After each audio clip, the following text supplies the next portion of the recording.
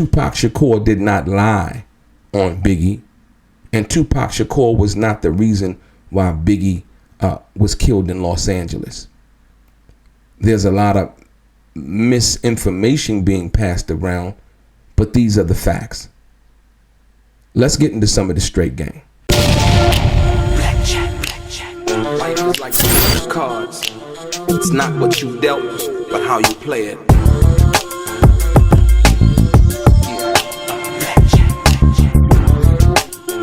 Play each situation correctly. I remember they used to laugh at a brother. Welcome back, guys. Welcome back. It's your boy DELRAY, Richardson, platinum artist, platinum songwriter, Straight Game TV. Thank you for tuning in. I appreciate your time. Do me a favor, hit the thumbs up button, notification, subscribe to the channel if you have not already. And like I always say, if you would like to be one of the first people notified when I drop some of the straight game, please do me a favor and hit what appears to be that little bell notification right below this video. I'm going to get right into it. Ladies and gentlemen, there was a comment made the other day by somebody. I respect his work, respect him as an individual, and this is this dialogue that needs to be had, because there's a lot of misinformation being pumped about the Tupac situation. DJ Clark Kent, DJ Clark Kent basically said that it was a lie that Tupac told that got Biggie Smalls, the notorious B.I.G., murdered. Biggie's dead because Pac lied. You know what I'm saying? If he doesn't lie, we don't have an East Coast, West Coast beef. We don't have, like, he's dead because he lied. Give me the lie. He said that Biggie set him up. You know Biggie didn't set you up. You know he didn't set you up. You know that he didn't know you was coming to the studio. You know that. Why would you say that? You know, you're 1,000% sure. Why would you say that? That is the reason why they took our mans from us. Because one lie. And I would have to tell my brother DJ Clark Kent that I respectfully, or anybody who holds that notion or theory or thought pattern, I would have to say that that is 100% incorrect. Incorrect. And the fact of the matter is, Tupac never said that Biggie set him up. This is actually what he said. Let's get right into it. And I was seeing niggas place, he was hugging me, yo, Pac, yo, think you was the only nigga that woo. But he told me, like, about a week before I got shot, he knew the nigga that was shot me, and he was like, Pac, don't hang around this nigga, you know me, you know, we walked in with the nigga that shot me, that ended up shooting me. He's like, Pac, don't fuck with this nigga, because I knew the nigga too, he was my co-defendant. And I was like, what you mean? He's like, I'll talk to you about it later, and we didn't talk. Next time I saw him was at the studio where I got shot. So I knew he knew what happened. So I was like, Biggie, what happened? He kept sending me messages like a bitch, you know, like I'ma come see. No, nigga, what happened? So with that being said, it is in DJ Clark Kent's opinion only that he's speaking from. It is not in fact that Tupac said that Biggie set him up. He said in the song, he said, set me up, wet me up, niggas stuck me up, heard the guns bust. But you tricks never shut me up. He never said Biggie had anything to do with shooting him or anything of that nature. Once again, you heard what Tupac said. I'm going to play it one more time. And I was seeing niggas place, he was hugging me, yo, Pac, yo, think you was the only nigga that woo. But he told me, like, about a week before I got shot, he knew the nigga that was shot me, and he was like, Pac, don't hang around this nigga, you know me, you know, we walked in with the nigga that shot me, that ended up shooting me. He's like, Pac, don't fuck with this nigga, because I knew the nigga too, he was my co-defendant. And I was like, what you mean? He's like, I'll talk to you about it later, and we didn't talk. Next time I saw him was at the studio where I got shot. So I knew he knew what happened. So I was like, Biggie, what happened? He kept sending me messages like a bitch, you know, like I'ma come see. No, nigga, what happened? So with that being said, let's get into what the temperature was like at that particular time. So after Tupac had passed away, I don't really understand, or should I say, I don't really think people understand how the West Coast felt at that particular time. I really don't think that, I'm talking about from the Bay to LA to all over, if you will, from that perspective, how California felt at that particular time. And so when Biggie came back to California, there was a thing that went on with Steve Harvey on the radio, and he was on 92.3, which was called The Beat at that time. And Steve Harvey did a noble thing. He was trying to basically bring brothers together, and like I said, as only he knew how. But I really don't think he understood the gravity of what had just happened. All of the undercurrent and the undertones of what was going on at that particular time, and even some of the stuff that most of the people in the industry really did not know. You come to find that out later through the confession of Keefe D and so on and so forth, mentioning Puffy's name and all of this.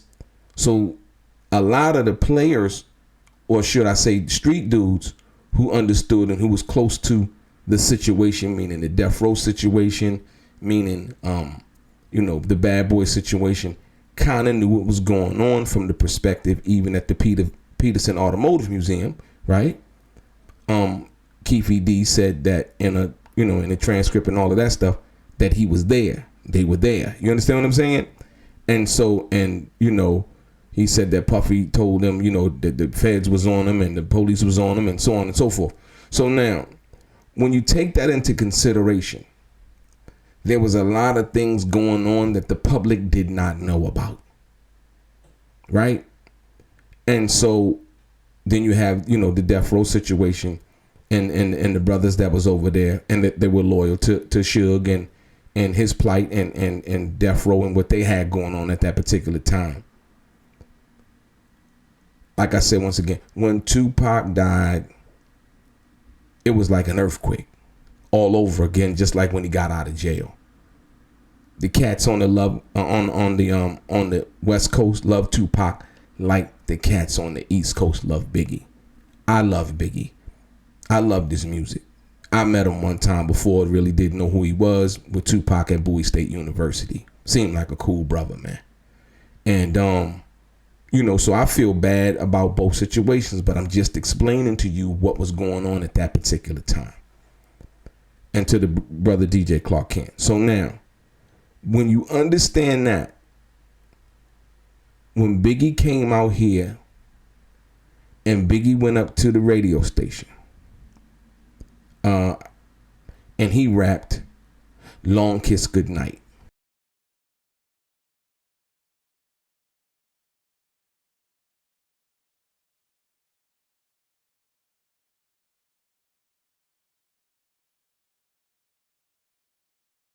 If you listen to the words of that song, understanding all of the undertones and what people perceive you to be through marketing, the Don, the Mac, the Papa, the whatever, right? And if you look at the lyrics of Long Kiss Goodnight, right? You got cats still mourning, it ain't but 6 months, and Tupac, the biggest rap star that we have known in our time, was just killed in Las Vegas. And there's a lot of undertones, but only people who on the street are whispering about what's really going on and how it really went down and who was really responsible and who they hang with and who they roll with and who these people roll with and so on and so forth. See, this is the stuff that was not really in the public eye. You heard about different things going on. So that being said, when Biggie came out here and he rapped on the radio, that Long Kiss Goodnight, right? Most people who didn't understand what was going on, and the people who did really understand what's going on, took that as the ultimate disrespect. If you look at the words that Biggie was saying. You see what I'm saying? And so when DJ Clark Kent says that it was a lie that Tupac told, no, not true at all. Tupac stated clearly his position and what he thought. And this is another thing to prove to you that Tupac really didn't take it like that. And he had said other things. See, when people want to point out one thing, they have to look at the other thing. And listen to what Tupac said. He also said this involving that. Listen. That's why I'm telling you now, when I see Biggie, it's not going to be like we're going to attack him every time. I might be in a good mood, and I might not want to be going. This shit is so minor. This is not about me and Biggie. Everybody keep talking about it. Y'all making this nigga bigger than he is. Do you hear me fucking talking about this? This is a major plan, a major strategy. You understand what I'm saying? So everybody that was listening to Tupac understood what he was saying at that particular time. And he said that, you know, it wasn't really about, you know, Biggie and him, and, you know, he wasn't going to rush Biggie even at the MTV Video Music Awards. He also said that, you know, if they wanted to bring drama, we can only bring it like Death Row can bring it, you know what I mean, and so on and so forth. But Tupac said he wasn't looking for no trouble. You get it? So to the brother DJ Clark Kent, I know, like I said, how you feel about what you feel about Biggie. You know, I feel that about Biggie, not as close to you because that was your man's, and I respect that. You know what I mean? On the bigger side of things, but we gotta deal with the facts. We cannot keep continuing to spread these false narratives based on our feelings. You feel me?